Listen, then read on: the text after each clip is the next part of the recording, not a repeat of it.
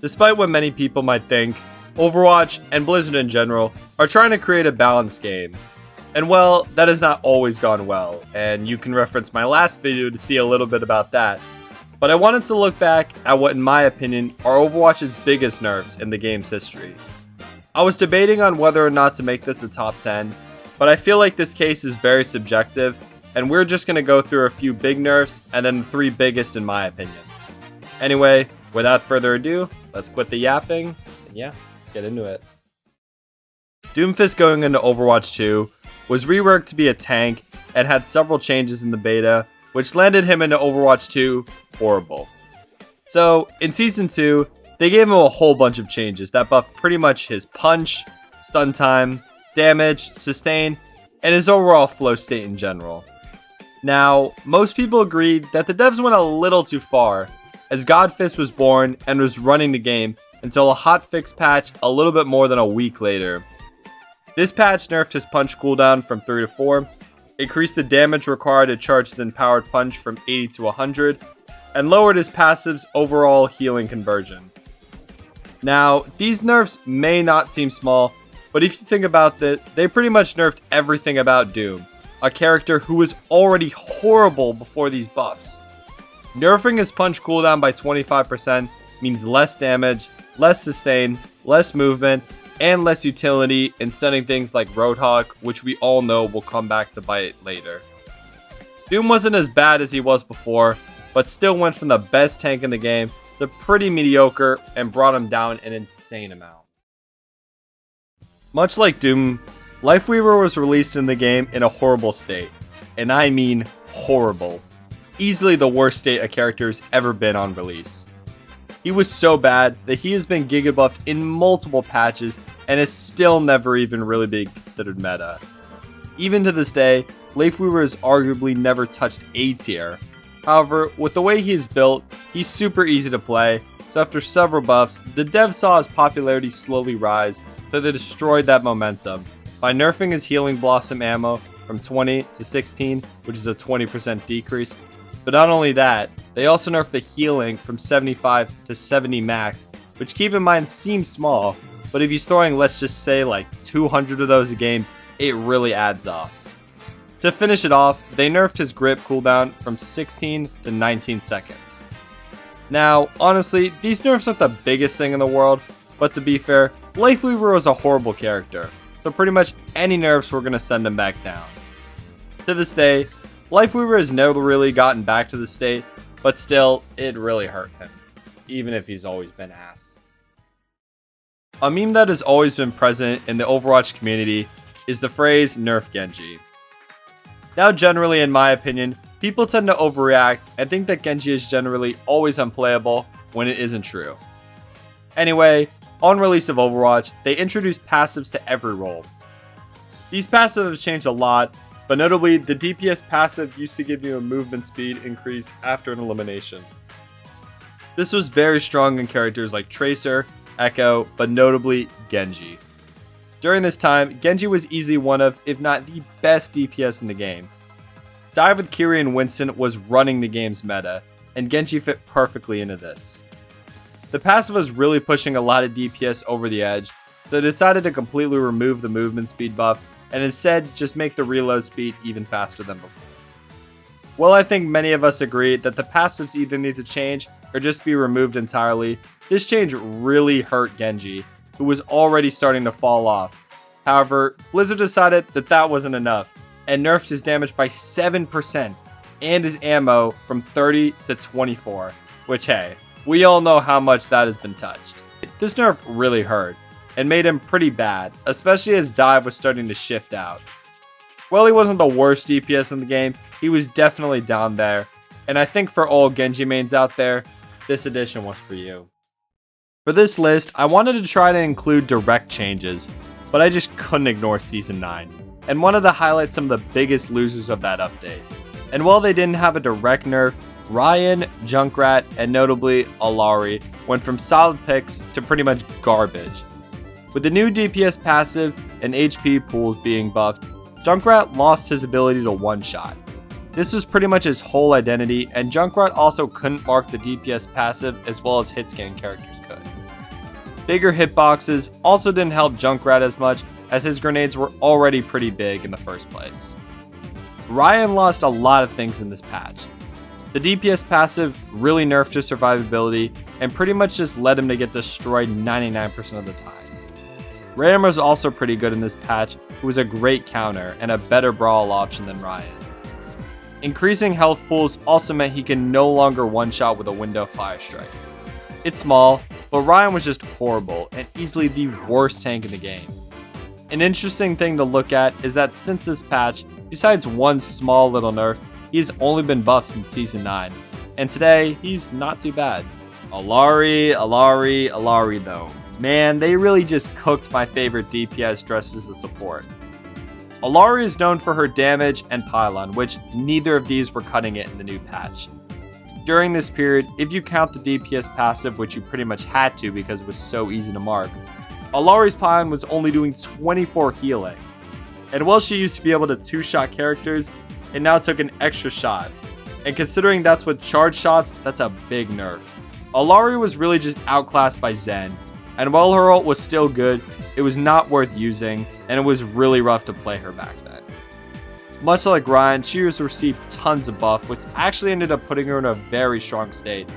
But nevertheless, all of these characters were at their lowest states during this period, and it felt wrong not to include them. Sombra has always been a difficult character to balance, because of really just her identity. Hack and invisibility aren't always fun to play against. This is why she has received by far the most reworks to her kit out of any character, with Sim really only coming close.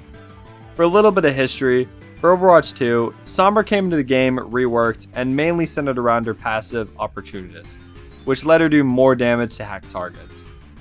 After phases of her being good and bad, they reworked her to have Translocator work almost like a dash, and Invis as a passive, and a new ability called Virus.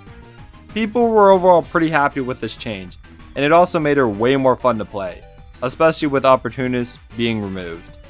However, because of perma-stealth, Blizzard reworked her again by removing Invis as a passive and making it so you can only go into it through Translocator, which it only lasted 5 seconds. Sombra took a big hit as Translocator was nerfed from 5 to 7 seconds, her hack no longer locked abilities out as long, and Bob was now only stunned from 3 seconds instead of 10 seconds, with her ult costs also being increased by 12%. In exchange, she was given back Opportunist with a few other changes to stealth.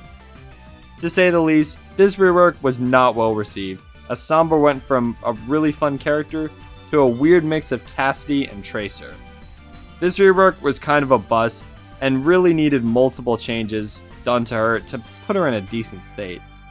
I think the worst part about this rework for me was the fact that it made her way less fun to play. Perma-stealth is annoying, and speaking as a support player, it's not fun to be scoping in as Ana and just randomly die to a virus. But characters like Brig were really good against her, and after this rework she is way worse to play and is still hated as her ban rate is super high because no one wants to play against all that.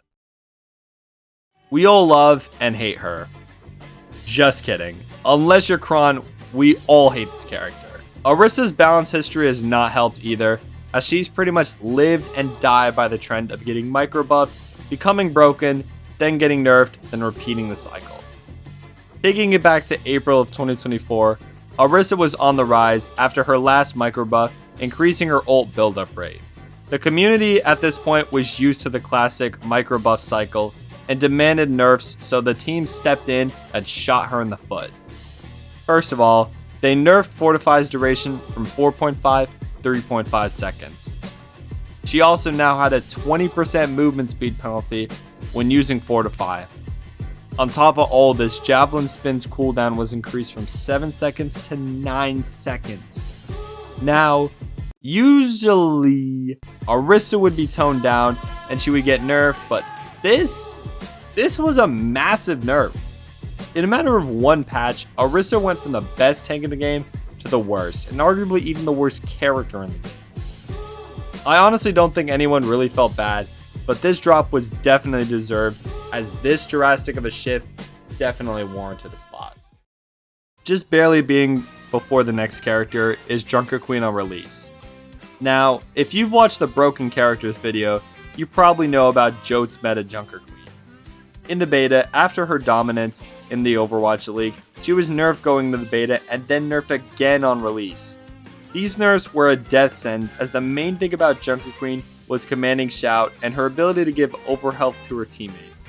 So they nerfed its radius from 20 to 15 meters, the bonus HP from 100 to 50, as well as the duration from 5 to 3.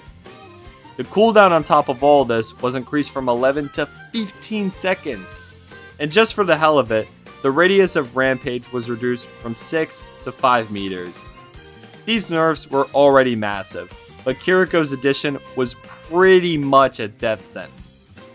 They went really overkill, and it took a lot of buffs to make her where she is now. But hey, at least we made it here, so moving on, we are now getting into the top 3. Kicking off the top 3 is Mauga. Much like Junkerqueen, we all remember Mauga and just how insane he was. After multiple weeks of domination during Christmas break, we all knew he was going to be given the Nerf hammer. So, on July 9th, Christ came again with Mauga nerfs. First off, his armor was decreased from 250 to 200. His chain gun ammo was also lowered from 350 to 300. Cardiac Overdrive also had its cooldown increased from 10 seconds to 12 seconds, and the lifesteal lowered from 70% to 60%. Berserk, his passive, also had its conversion rate decreased from 60 to 50. Finally, Cage Fight had its perk of giving Mauga infinite ammo during the ult removed. However, another factor that no one could have seen coming was Season 9's changes, which introduced the DPS passive, higher HP pulls, and bigger hitboxes. Characters like Ryan, Roadhog, and Mauga were pretty much horrible, as they just got melted with the passive on them, which lowered their lifesteal amount and healing. 6 huge nerfs and new gameplay changes that felt like they were meant to fuck Mauga put him at the 3rd spot for me. Man, this guy really just has to be on every list I do, no matter what, good or bad. A character many of you may not have expected to see was Sojourn, as she has always been pretty good, if not one of the best characters in the game. That being said, this was the one time she was terrible, being in July of 2024, when she had her railgun damage reduced from 30 to 130 to 1 to 100. Blizzard clearly knew how big of a nerf this was, as they gave her 3 pretty big buffs. She now was able to pierce with her railgun shots, she had her fire rate increased from 14 to 16 shots per second, and her overclock charge speed being buffed from 100 to 120 per second. Nevertheless, this was not enough, as Sojourn took one of the biggest falls ever. Sojourn went from top 5 DPS to the worst DPS in the game, and maybe even the worst character in the game. I mean, there was really just no point to play her. She couldn't one-shot even with a Mercy Pocket, she couldn't really aim as well as Sojourn because her projectiles and not hit scan, and she couldn't kill anything, so what was the point? You were really just better off playing any other character. It took many patches to help her out, and it would have been number 1 if it weren't for one fucking fat ass. Coming in at number 1 is Roadhog when he was nerfed going into Season 3. Roadhog was known for being a character that punished characters out of position with his hook for a one-shot. This was annoying but manageable in Overwatch 1. However, going into Overwatch 2, Hog was naturally given buffs, which made him much better as a solo tank. Without a second tank, Hog became a character that just went around and one-shot everyone. Hog was busted, and I mean busted. Another big buff was the addition of Kiriko, which let one of Hog's biggest counters, Ana, be nullified by Suzu. This ability also gave Hog much more consistent hooks, as he couldn't be stunned out of his hook or vape. Hog was a beast and also a pain in the ass, so going into Season 3, they made sure he wouldn't see the light of day for months, punishing him for his crimes. His hook damage was nerfed by 25, and the distance from hook to his enemy was increased by 1 meter. On top of all of this, his damage per pellet was reduced from 6.6 to 6. While they increased his ammo and reload recovery speed, they pretty much removed Hog from the game as he couldn't one-shot anymore and made him absolutely useless. At first, people tried to cope, but soon everyone realized that Hog was pretty much in the ground. He was given several buffs, including a whole 2-second buff to his ult. In the end, they had to give Hog a giant rework to make him fit better in line, but this caused Hog to literally be the worst thing in the game for 10 months. That's right, 10 whole months. Almost a year of him arguably being the worst character in the game. He was just bad, and the devs and player base had no interest in buffing him.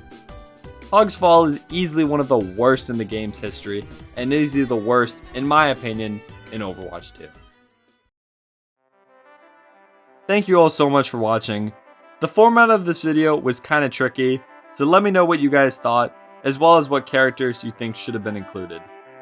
Please subscribe to help us reach 5,000 subs by the end of the year.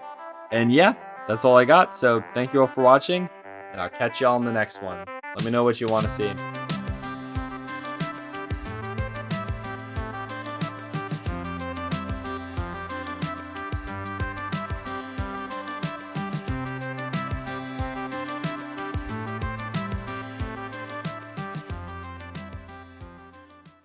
Do you have brain damage? Look at these fucking morons! Force their doom!